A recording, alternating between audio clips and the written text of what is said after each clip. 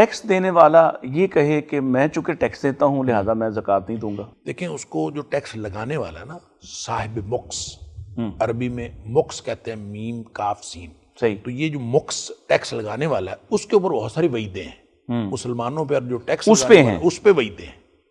اور آپ اگر اس وجہ سے کہہ دیں کہ جناب چونکہ میرے پر ٹیکس لگتا ہے لہذا میں یہ گناہ کر لوں، یہ تو غلط ہے. دیکھیں ایک جگہ پہ ہم نے ایک سرکاری افسر کو، بہت پرانی بات ہے، اس کو بجلی چوری کرتے ہوئے دیکھا. حالانکہ نمازی آدمی تھا، ٹوپی سر پہ رکھتا تھا اور بڑا 5 وقت کا نمازی، ٹھیک، بجلی چوری کرتا تھا. پرانی بات. تو ہم نے ان سے کہا کہ آپ یہ بجلی چوری نہ کیا کریں، یہ آپ کر. اس نے کہا میں فتویٰ دیتا ہوں یہ جائز ہے. اللہ اللہ. اور اس کی بنیاد بھی یہی تھی کہ یہ اتنے ٹیکس گورنمنٹ لیتی ہے تو اس کو چاہیے کہ بجلی ہمیں مفت دے، تو اگر وہ بجلی نہیں دے تو ہمیں چوری کرنی جائز. میں بتا نہیں سکتا کہ یہاں کچھ مولوی حضرات ہیں جو مساجد کی بجلی چوری کر کے استعمال کرتے اور لوگوں کو کہتے کہ یہ جائز ہے اس لیے کہ ہم ٹیکس دیتے ہیں اور حکومت تو اس کے حقوق ادا نہیں کرتی. تو بہرحال یہ ان کے اوپر جو وعید ہے سو وعید کسی کا گناہ آپ کے گناہ کی دلیل نہیں بن سکتا. آپ کہیں لوگ اتنے بڑے بڑے گناہ کر رہے ہیں تو میں کر لوں گا تو کیا حرج ہے. تو آپ نہ چوری کر سکتے ہیں نہ آپ کچھ، وہ ٹیکس لگائے وہ غلط ہے. اچھا مسلمانوں کے اوپر ٹیکس، دیکھیں غیر مسلموں کے اوپر ٹیکس لگ سکتا ہے، مسلمانوں کے اوپر جو ٹیکس لگے گا اس کی ریشو یہی ہے.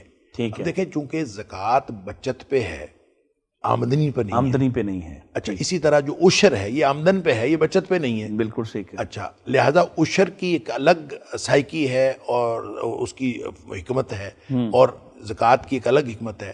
دیکھیں حضرت عمر فاروق رضی اللہ تعالیٰ عنہ نے ٹیکس ایک لگایا اور وہ تھا سرحدی ٹیکس، جس کو آپ کہہ سکتے ہیں کہ کسٹمز ڈیوٹی.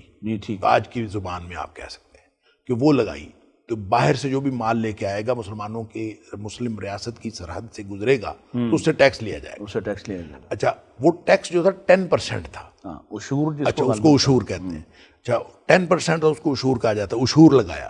اب وہ تھا تو 10%، لیکن اس کی بھی تقسیم یہ تھی کہ جو باہر کا غیر مسلم آئے گا جو ریاست سے باہر رہتا ہے تو اس کے اوپر 10% تھا، اور جو ذمی ہے جو ریاست کے اندر رہتا ہے غیر مسلم، وہ غیر مسلم جو اسلامی ریاست کے اندر رہتا ہے وہ اگر مال لے کے آ رہا ہے تو اس کے اوپر 5% تھا، ہاف تھا. اور اگر کوئی مسلمان مال لے کے آ رہا ہے تو اس کے اوپر اس سے بھی ہاف تھا، یعنی 2.5%، اور وہ زکوٰۃ کے برابر تھا. تو دیکھیں اس طرح کا ٹیکس اگر عائد کر دیا جائے تو اس میں تو کوئی حرج نہیں ہے.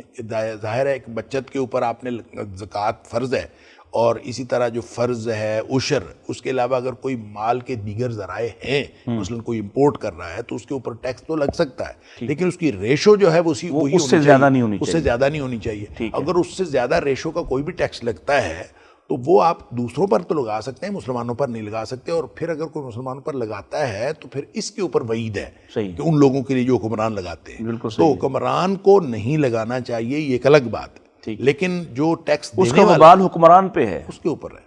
آپ جو ہے اس کے گناہ کی وجہ سے آپ کوئی گناہ ہم اس بنیاد پہ نہ تو بغاوت کر سکتے ہیں، نہ اس کے خلاف فتوی بازی کر سکتے ہیں.